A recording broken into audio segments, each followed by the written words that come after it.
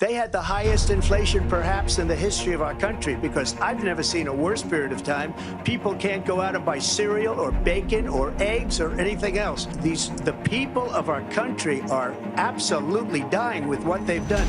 They've destroyed the economy. All right, listen, admittedly, a bit of a dramatic intro today, but we do have a super serious topic to go over. The American middle class has never been in a worse spot. If you clicked on this video, there's a high chance that you consider yourself middle class. But in today's video, I'm going to break down for you not only why that's likely not the case, but also why that entire classification will soon be extinct. America is more and more becoming split into two different groups of people. There are the wealthy, with tremendous amounts of assets that are seeing huge appreciation of their investments and record high real estate prices and all-time highs in the stock market, while there is everyone else, your standard middle-class American that is struggling to get by more than ever. For many of those people, the American dream used to feel attainable. For generations, a stable middle-class life wasn't just a pipe dream, it was the foundation of America. It wasn't anything ludicrous. The idea that you could have a good job, own your own home, and you had faith that future generations would have it better than you. That was not an economic statistic nor anomaly, but rather the entire identity of the country. But today that foundation is cracking. For millions of Americans, that dream, that idea, the faith that a better life was attainable has been replaced with a constant and nagging financial anxiety and uncertainty. In fact, it was found in a recent poll that over half of Generation Z sees no point in saving money because they think that the American dream is now so out of sight and unrealistic that it's never going to happen. So that poses an important question. How did we go from being the richest country on the planet, the home of economic opportunity, to being a place where the system is so stacked against the average citizen? So let's break it down, because this was not a gentle decline and it definitely was not an accident. Let's pick it apart piece by piece to better understand what actually is going on.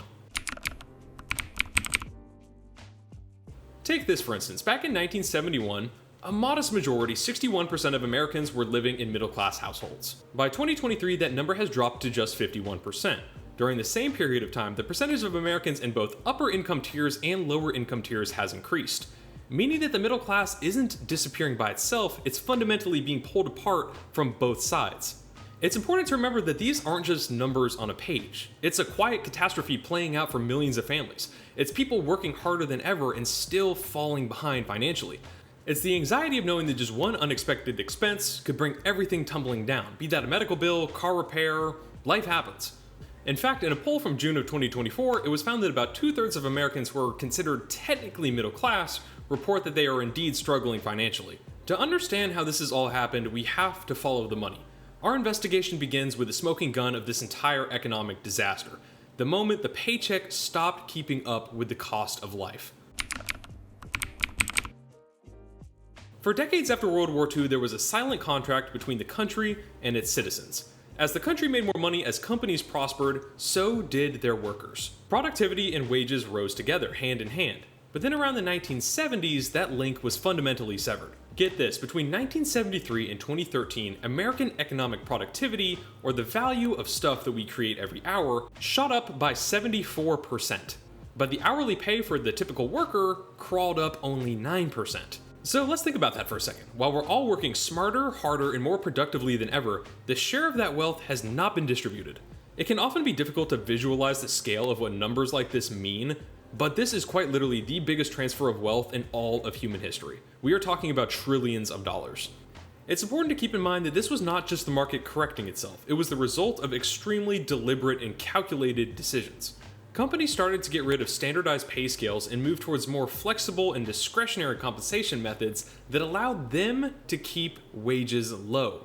At the same time, one of the biggest defenses that workers had against companies' predation like this was labor unions, which have all but systematically been ripped apart. In the 1950s, about 1 in 3 workers was members of a union. In today's world, it's less than 1 in 10. Without the collective bargaining power and strength of a union, workers are left all alone to negotiate with companies that have all the power when it comes to compensation. So, as a result, wages stagnated, as companies aren't forced to pay their employees fairly or more than they have to. The paycheck was the first integral pillar of the middle class to start to crumble, but then we have the cost of living itself. Right as paychecks started to stagnate, the cost of every facet of a middle class life started to explode, creating a tremendous economic divide between the haves and have-nots of America. For example, let's talk about housing. For the longest time, generations and generations, owning a home was the most traditional way that American citizens would build wealth. In today's world, owning a home for most people feels like a fantasy. In the last 25 years, housing prices have absolutely exploded, growing exponentially faster than any sort of meager increase in wages. And it's not just the mortgage. In 2024, a study found that the hidden cost of owning a home and maintaining a property, we're talking property taxes, insurance, and repairs, now averages well over $18,000 annually. Moving on, we have healthcare. A system that should be offering citizens peace of mind and help when needed is now a leading cause of financial ruin for millions of people.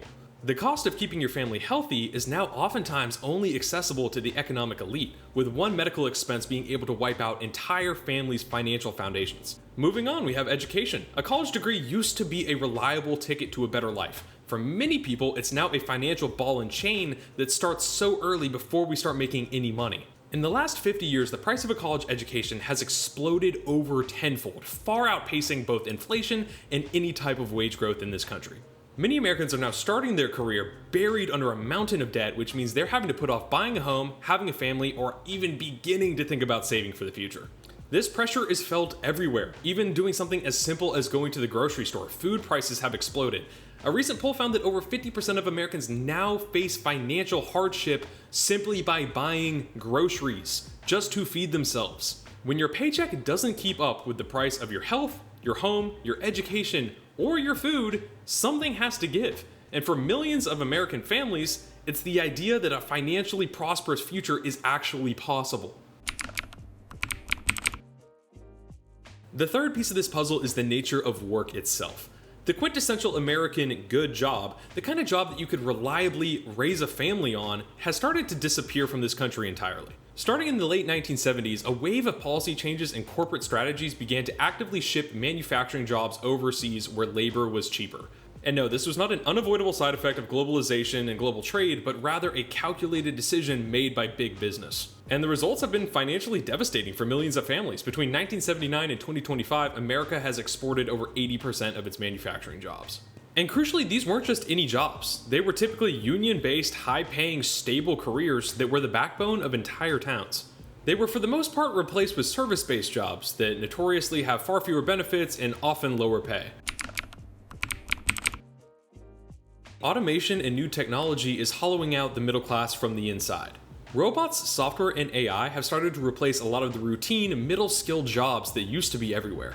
This improvement in technology has made companies more efficient, it's made them more profitable, but it's important to remember that all of that economic productivity gets funneled back towards the top. And instead of reinvesting this money to pay their employees better or to create a better atmosphere for them to work, that money's just been monopolized and all kept within the shareholders' pockets. This has left workers to fend for themselves, a lot of which are being pushed into lower paying and less secure roles. This leaves us with an extremely polarized job market. We have the two extremes. We have the shareholders making more money than ever, raking it in hand over fist, and then we have the rest of society that is struggling to get by more than they ever have before. Throughout the last 50 years, financial regulation and tax policies have consistently been rewritten to favor both the wealthy and corporations. This shift has funneled almost all of the wealth to the top, starving out the middle class of the gains that they are working actively to help create. So what is the result of all this greed? It's the deep, widespread, fundamental financial anxiety that so many Americans now face. It's a reality where the American dream feels like something you read in a textbook, not actually a reality that's attainable for the majority of people. The promise that if you work hard that you'll have a stable, prosperous, and secure life has been broken for the majority of Americans. And that is the most important thing to understand here. The strugglings of the middle class are not a result of individual decision making. It's not a result of you personally being bad with money or making poor choices. It's a result of a system that is fundamentally designed to return wealth to the wealthy. It is in all ways the predictable outcome of existing in a system that is so fundamentally created for the rich. The American middle class wasn't lost. It was dismantled intentionally, policy by policy and decision by decision. The question for us now is not just how do we rebuild it, but whether or not we have to dismantle the entire system that pulled it apart in the first place. What do you think was the biggest factor? Policy, human nature, corporations? Let me know in the comments down below. Escape is still possible, they've just made it way harder than it needs to be. If you found this investigation useful, albeit depressing, drop me a like down below. Until next time, thanks so much for watching.